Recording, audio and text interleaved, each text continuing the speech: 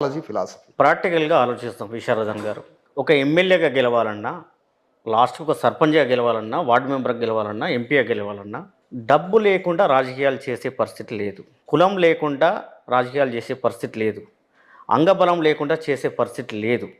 హంగు ఆర్భాటాలు లేకుండా చేసే పరిస్థితి లేదు. వీటన్నిటికి మూలమైన విద్య, భూమి, వ్యాపారాలు వాళ్ళ వెనకాల ఉన్నాయని మీరే చెప్తున్నారు. ఇవి ఏమీ లేని మీరు ఎలా సాధిస్తారని అనుకుంటున్నారు? ఇవన్నీ ఉన్న వాళ్ళు ఒక్క ఓటు కోసమే కదా మా చుట్టూ తిరిగేది, బెగ్గర్స్ లాగా. ఇంత ఆస్తి ఉన్నా, ఇన్ని లక్షల కోట్ల రూపాయలు వాళ్ళ దగ్గర ఉన్నా, విద్యా వ్యవస్థ మొత్తం వాళ్ళ దగ్గర ఉన్నా, వైద్య రంగం అంతా ఉన్నా, వ్యాపారం అంతా ఉన్నా, కార్పొరేట్ శక్తులున్నా, చంద్రమండలంలో స్థలాలున్నా, మా దగ్గర ఉన్న ఒక్క ఓటు కోసమేగా మా చుట్టూ తిరిగేది.